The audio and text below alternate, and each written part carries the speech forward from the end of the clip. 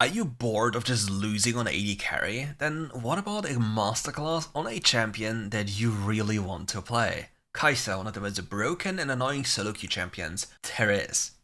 And to make sure you got the best build possible for the purpose, we'll have everything sorted out just for you. So let's take a good look. First, we have our keystone, which is lethal tempo. The idea behind this is if we have a game in which we believe that we can frequently auto-attack, then we just go for lethal tempo over Conqueror. In combination to this, we go for brutal as well. Usually if you go for the Conqueror, you go for Gathering Storm, and it's in games where you can't reliably auto-attack. After this, we go for Giant Slayer, Bloodline to have some sustain, and Overgrowth to become even tankier, which is very important for AD carries because, well, if you die, you can't deal damage. And as you're a very gold hungry and farm hungry class, you really get benefits from Overgrowth because you farm so many minions and monsters alike. And now, let's tackle the items. Our first item is going to be Manamune. We do not want to rush boots, we want to get Manamune as fast as possible. It grants us the highest damage and fastest scaling and obviously the mana supply. After this, we still won't go for boots, we'll go for Nash's Tooth. Nash's Tooth provides us with adaptive damage, which at this point is going to be AD, but the on-hit damage modification is still AP. So we still deal a lot of bonus magic damage, and we have a lot of AD, which makes us very powerful in early game skirmishes. Only now we will pick up the Boots of Mana to have some mana sustain, as well as AP and Magic Pen.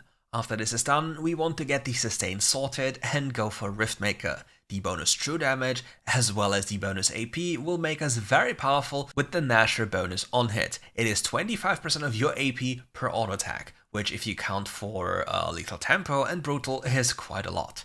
Now after this, we'll amplify all our ability power with Rabadon Staff Cap, and then we go for Void Staff. When it comes to enchantments, don't buy them too early, you don't want to be losing out on damage because it's literally a waste. Many times I see people just buy enchantments because, well, then I don't die, but on the other hand, you don't deal enough damage. It's just basically a balancing act. If you're very far ahead, you can go for an earlier enchantment to protect your lead, or if the enemy has certain champions, you can go for the enchantment to render the enemy champions useless. But most of the time, getting raw damage and relying on your summoner spells and overall ability to read the fight is straight up better. And now we'll take a look at Chronic's gameplay, number 1 AD carry on the European server, best player, my friend, and basically everything you want to learn from an AD carry. He also streams, so check out the description below and learn everything, giving a thumbs up, and support him. You really don't want to be missing out on his gameplay. Anyway, let's go. Hello and welcome back to another masterclass, and this time we're going to take a look at Kai'Sa, and my friend Lewis, aka Chronix, is playing this champion. Usually he plays all the kind of builds I give him and just basically tells me, okay, this is good, this could be better, and well, he usually wins because, well, it's just an item differential. Now we're gonna highlight you how he wins games, how he plays the lane, and what you can do better to win most of your games. Now, let's take a quick look at the draft here. So what do we see? We see that the enemy team has Jhin and Braum, while we have Leona and Kai'Sa. Kai'Sa's laning phase is very weak early on. You can't really do too much because your champion really is bad during the laning phase unless the enemy isolates themselves. Which, if you consider minions, is, well, basically impossible unless they make giga mistakes. Another thing you have to look out for is the Jhin grenades. You really don't want to get tagged by Jhin grenades. And even if the Leona goes for an all-in on the Jhin, the Braum can just use his shield ability and all the damage you're dealing is basically gone. So realistically speaking, before you hit level 5, you should not be able to kill unless something is going really wrong. And the enemy team has the Twitch jungle while we have the Kha'Zix. Which means that the Twitch jungle will probably be very proactive early game and maybe even do one camp into ganking us, and then life could be very terrible, so any type of play by us is potentially a mistake, so we just shouldn't do anything unless it's literally free. Also, start with a control ward. Anyways, let's start with the game.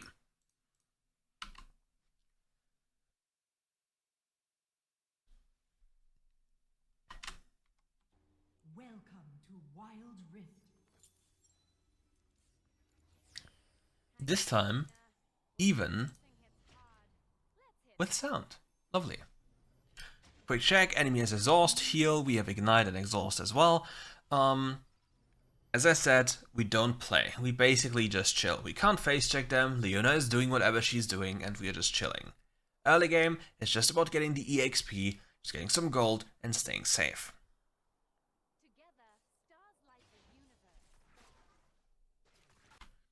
Very important here for the Kaiser to not walk too close to these minions, like this here is the perfect range, like he's not allowed to get any closer than this, because then the Jhin could grenade you and you could get hit by that and take free damage. Another thing you don't want to do, you do not want to play above this line here, because the enemy Twitch could just come by in stealth very soon, and then you lose your summoner spells, and even then you probably won't even survive. So inaction is the best course of action here.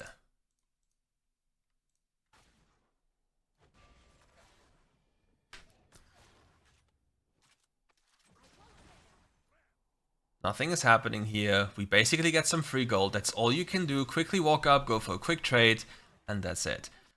Now with this happening and the entire fight happening as it is, the enemy is griefing, right? If there's anything that could be happening is the Braum pulling the fight towards the Kaiser and then the Jhin being able to turn around, because then this here could be a problem. When you play against a Braum, generally this passive is usually an indicator when you need to be really careful. The moment it's applied to you, you cannot really play as aggressive as you want to, but with this happening right now, it is very free. A thing that's very dangerous though is take a look at the time.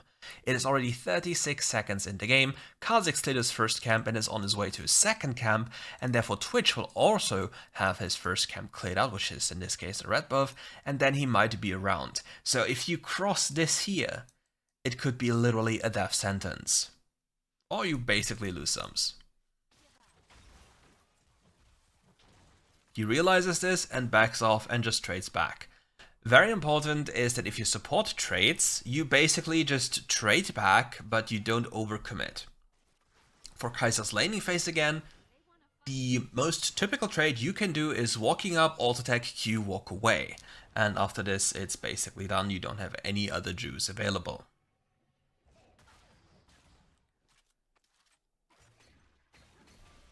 Slight mistake by walking up to taking the Q. The Leona, yes, Leona does something very well here. Leona allows the wave to stay here, so we have more time for the next wave to walk in. So this wave here stacks up, and then because the enemy with our current HP bar can't really dive us, we can safely farm the next incoming wave after this wave, and then just peace out. It's just very important here that we do not lose more HP, and because we have zero information, we know nothing.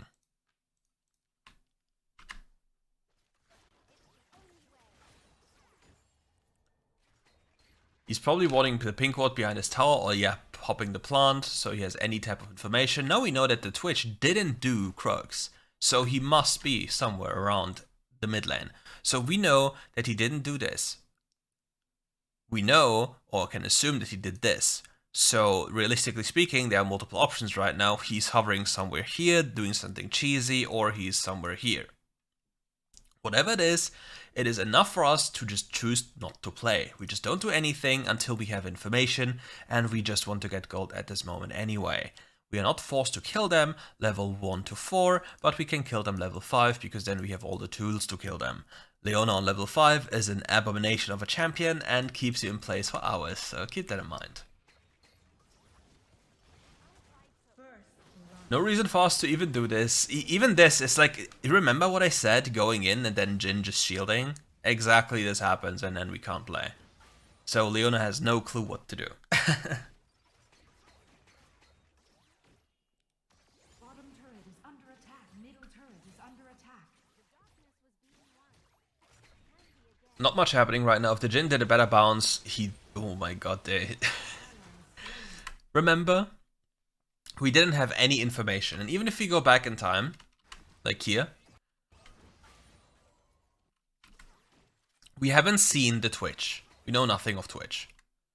We have no information about this, we have no information about this, so we should just not do any play. And the Leona does everything wrong possible. Number one, she engages early on, and then she engages again, even though we didn't have any piece of information about the Twitch. And Twitch needs to get something done or else he falls behind. He flashes forward instantly to hope and get something done, but well, there's a Braum in the way, and there's just nothing he can do. Now he has to wait and be patient and hope for the best, placing the pink ward in this brush or the control ward so the Twitch can't sneak up on him. The reason why you didn't place it earlier is because they don't have any lane control, so placing it early on doesn't grant him anything because he can't play for lane anyway, he can't defend this. Using a second ability to get the enemy to stop their recall, and now Leona should have been on this wave to instantly push this with a relic sacks, and then he can already go base, while the enemy will be busy with the minion wave. If the Braum then goes for a rotation, the Braum will lose a lot of XP, and the enemy AD carry will get most of the XP. Leona does something right here by blocking the ability, and everything is fine. Whenever you play AD carry, don't forget to take a look at the gold you need. The next reset Chronix needs to take is at roughly 600 gold.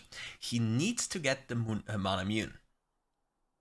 If he gets the mana immune, life is beautiful for him. Bottom turret is under attack. Blessed by the enemy's champion, we just get constantly pushed in because, well, they are playing bot lane in WildRift.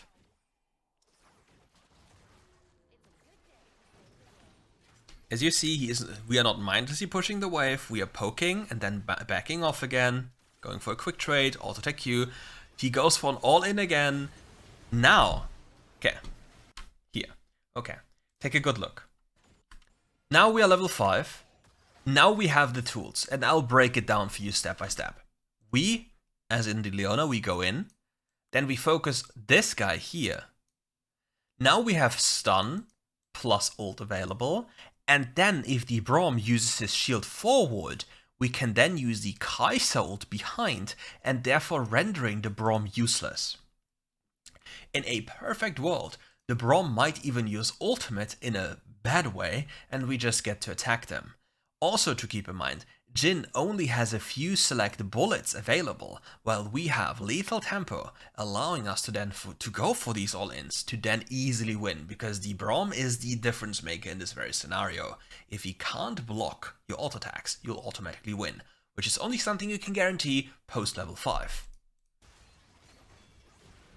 Leona stuns, we dodge the spell and go behind them. The Braum can't do anything anymore, you can't block the spells, and we get a free kill on the Jhin. Now, the lane could have been played this way from the very start of the game, not going for any type of play because we literally can't do anything unless the enemy trolls, as I said before. And now we basically get everything for free. Now, many of you would be like, I will go for platings, but no, don't go for platings. Number one, Braum's shield is coming up very soon, which means he can stand in front of the tower and then block the turret, block the auto attacks, and then you gain turret aggro, and you have your spike. All gold you will gain from this point on is luxury. You really just want to get the mana immune spike as fast as possible and get that one stacking.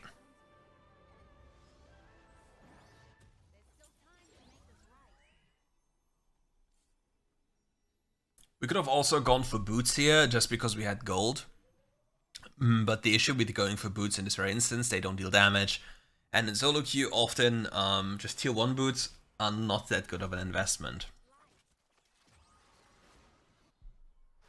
Keep in mind, where did Twitch start his game? Twitch started his game here. Kha'Zix, reset, this is coming soon. So what is happening afterwards? Objectives are also spawning in 39 seconds. What will happen? What can we do? Quick trade, backing off, but as you see, the Jhin out-trades us. Kai'Sa is not the most powerful laner. And with the HP in this place right now, we can't play lane anymore. If Twitch appears for a slight seconds, like we just instantly die. Even if Leona hits the Jhin, it's still a risk that we don't have to take, and only if the Kha'Zix here wants to do something we can think about this, but the Leona has to start this. We as the AD carry, we don't care. We don't do anything. We just look. The objective is spawning in 10 seconds. We have 960 gold. If we want to do something, then Leona has to start something. She has to be the human bait. Then Kha'Zix can collapse and maybe get something done, or he even waits for the Twitch, who we maybe assume might be hiding behind them, to unstealth. But we as the AD carry, we don't do anything. We chill.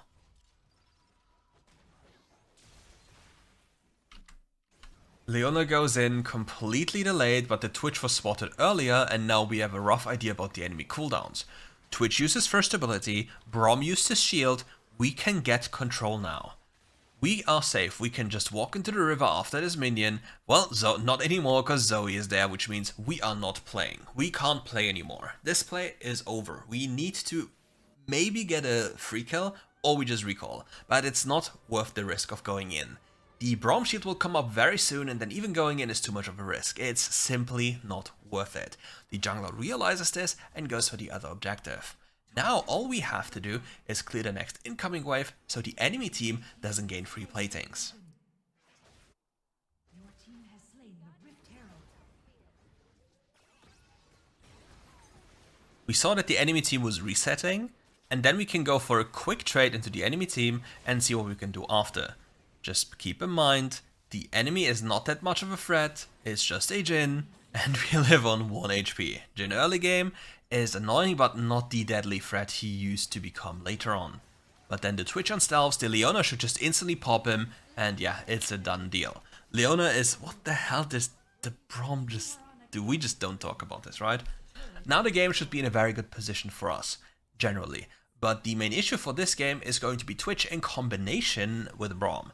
If they play well together, things can get really problematic, because Twitch late game with 3 items plus will kill you in 3 auto attacks and then the poison. And with Braum he can reliably do this. 80 carries on this planet. What the hell just happened here? How do we not just insta-kill him? Okay.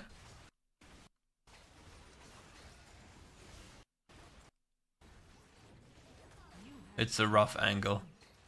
It's a rough angle. That should have been the freest kill ever. But yeah, no isolation on the Q. We got spaced for a few seconds. The Jhin got to attack again. Like, every auto attack in between... Jin's auto attack has like a brief cooldown, like normal AD carries have. Jhin has a longer one. And we have lethal tempo, so we have a very low cooldown between auto attacks due to our high attack speed. And due to the distance, we took, because we got hit by W, and then basically couldn't move, we didn't get the kill.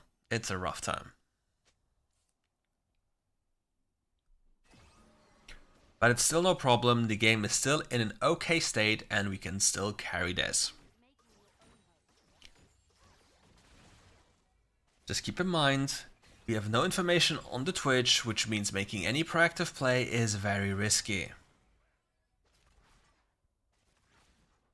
We have no information on the Twitch, going for anything could result into immediate death, and the enemy can slowly poke us out because we lack complete sustain. We don't have any sustain, which is one of the biggest issues Kai'Sa also has until she gets Riftmaker. Generally speaking, Kai'Sa, when you play this champion, you really want to get towards 3 items and then you're powerful. Pay close attention to what Braum is doing. If he completes his recall, Jhin dies. Okay, he didn't complete the recall, so Jhin doesn't die. Quick little trade available. Like, look, why is the... like, it is just absurd. Okay, it happened again. Take a good look at what Jhin is doing. Why is the Jhin walking up here? This is just an ego trade. The Braum needs to be very fast. Okay, the Braum needs to have a second ability selected and just wait for anything to happen to immediately jump in front. And then instantly shield. Because take a good look what happens because he doesn't do so. Look, 50% HP already gone before the shield even comes up, and then it's a wrap. The Twitch can also not do anything now because now the Twitch is isolated and he doesn't have any items yet. And it's completely free. Also, generally speaking, if you play WildRift and there's nothing for you to be achieved, why would you show yourself? You can also just hide. Let's say a wave is coming into your tower, and what you can do then is you hide in the fog or wall and let the wave come closer, and then the enemy might do something completely different than if you were visible during the entire time. Now with this game, in this state right now, we should also start farming jungle. we have nothing to achieve in the former lane of us, and which means we just basically default towards mid lane, every tier 1 tower is gone, and we just want to go to the safest lane to acquire more gold. Every side lane is very dangerous to get into because Twitch can just gank us, we can just get collapsed on, that's very risky. The issue for us is we don't really have any champion that can side lane.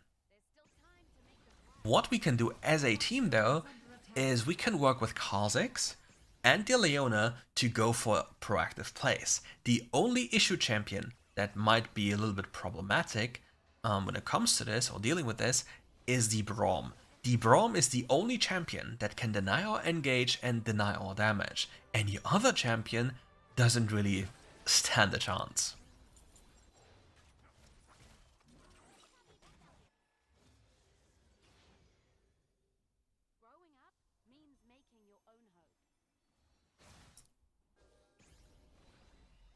Quickly picking up the blue buff, very important to make sure you have enough mana so your mirror mana is topped out and you deal as much damage as possible.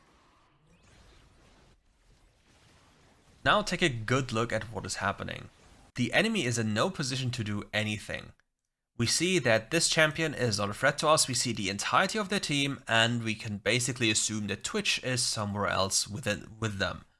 So, the dragon will be taken care of by the Kha'Zix, so we have enough time to walk up and deal damage to them. We still have every tool available to survive, so it is completely free. The dragon will be also taken without any problem.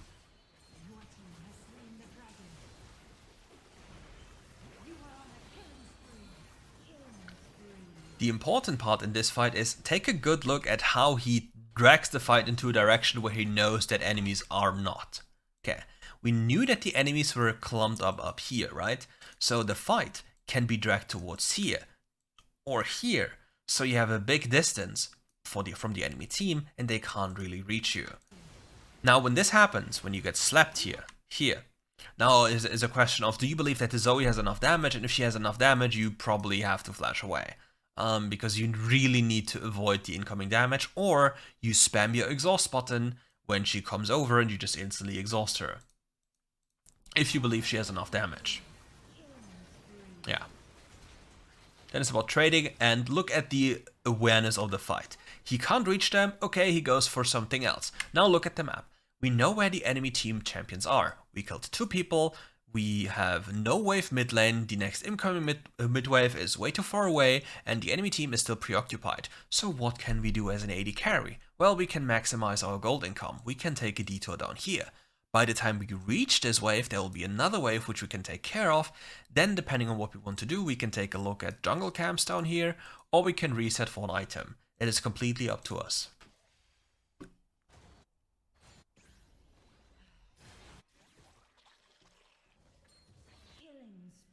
Nothing that happens to our team could have been influenced by us because we simply weren't able to reach and had no HP to do anything in the first place.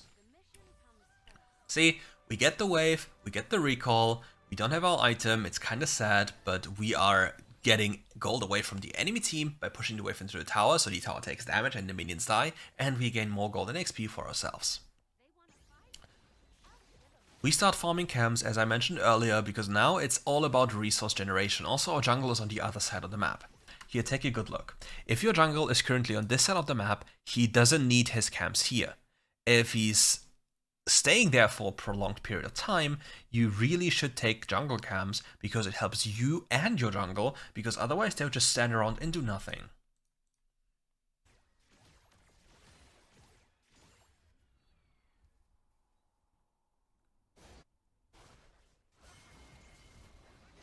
Whenever you start fighting in these situations and you have no clue where the Twitch is, make sure to place down a control ward in front of you or behind you to create a safe space.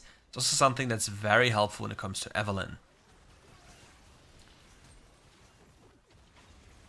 This fight is not really playable anymore.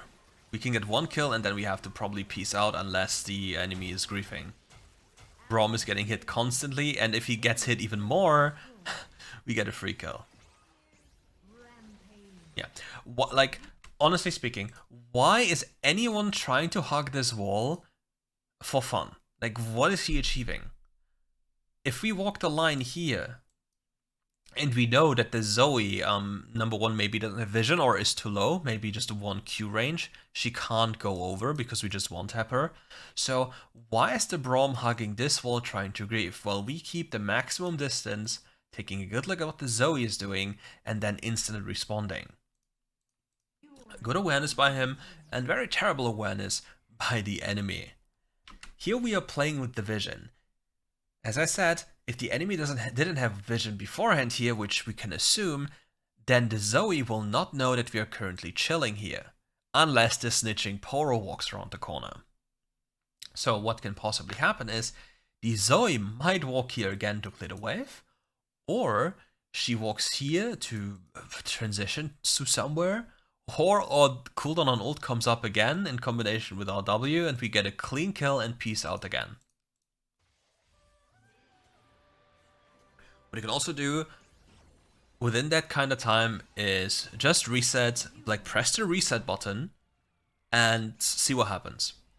You're not losing too much by just pressing it, basically nothing, and you gain everything, because let's say the play looks bad now, then you didn't waste any time. Again, playing very smart about vision, killing the enemy, and now it's a question of do we want to do Nash. Minute 12, early Nash is super weak. It instantly dies.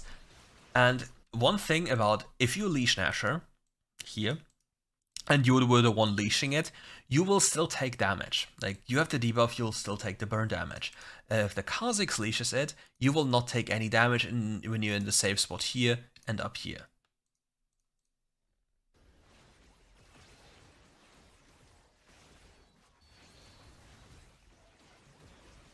Yeah, they can't walk into us. I mean, we have a Veigar, it's just impossible.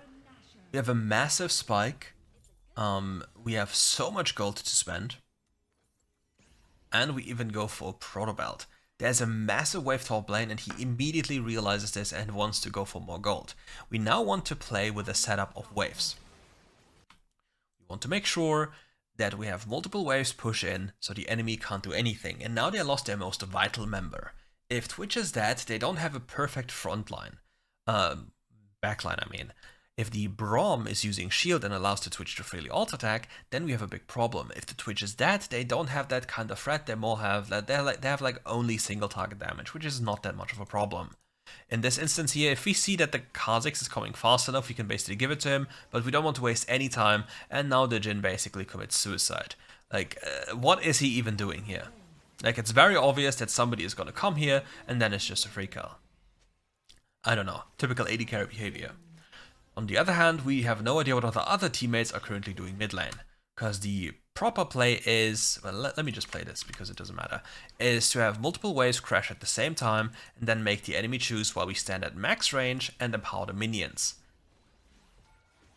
Then when the enemy overextends to clear the minion wave, we basically just take a tower on the other side of the map. Twitch is now respawning, which means it's a potential risk to go for tier 3, so we stand max range and wait.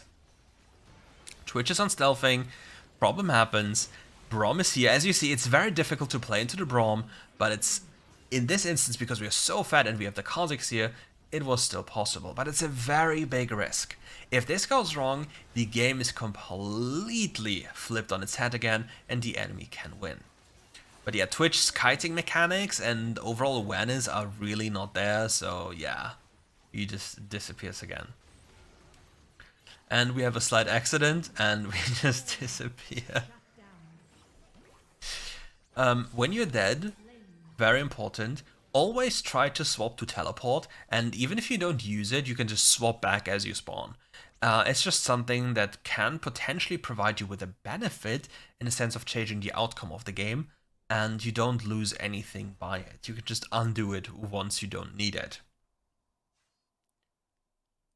But yeah, it was a very risky play because Braum shield and then Twitch opening and then going close under the tower because we're a very low range champion.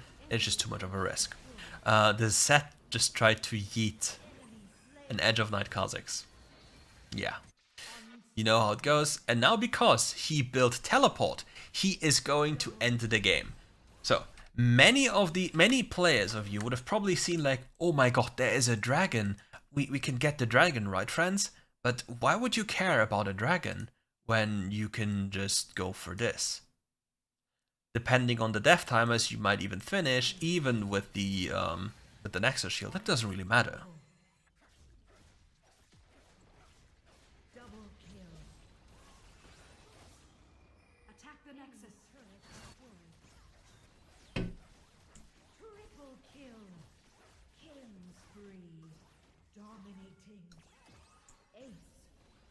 I don't know why Yasuo is running away, but this is just free. But yeah, you know, typical gaming behavior. A little bit of BM, very, very, very, very, very, very necessary. And yeah. Victory. Now let's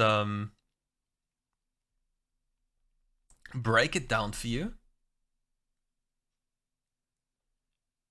and highlight the key takeaways from this video. Okay.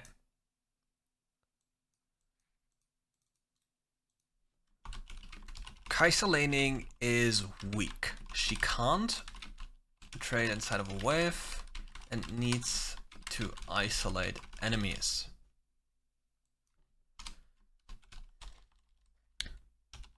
Matchup: Kai'Sa plus Leona into Jhin Braum. You cannot be proactive. You cannot force plays. Level 1 to 4, it's too dangerous unless the Jhin runs it down. Braum can simply hold up his shield as Leona engages level 2 onwards and deny all your damage. Can I? All your damage. This changes once you're level 5. You can cast R to relocate and avoid Braum shield, equals 3 DPS.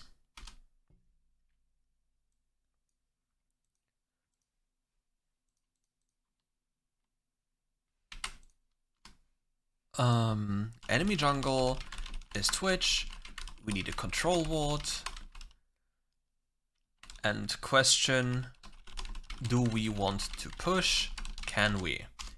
Can we protect a control ward? If not, we place it defensively. Enemy can't destroy it.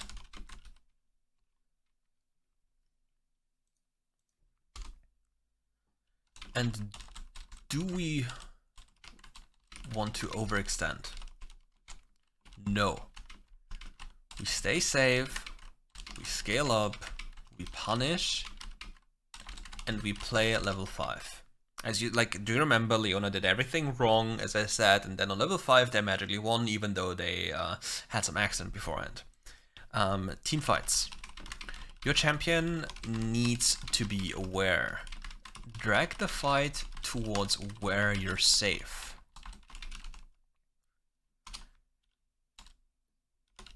Increase gold gain. Don't just teamfight with the homies. Look for waves and purpose. If you are out of a fight, stop wasting time. Go and collect more gold. If a jungler is on the other side of the map, take camps. Respect your reset timers' gold requirements. Staying for wave plates when you have an item secured. Waste of tempo or time. This time could lead to the enemy gaining advantages. Positioning, gold, XP, you can think of anything. Only gold you spend is an advantage. Otherwise, it's just an illusion. And that's basically it.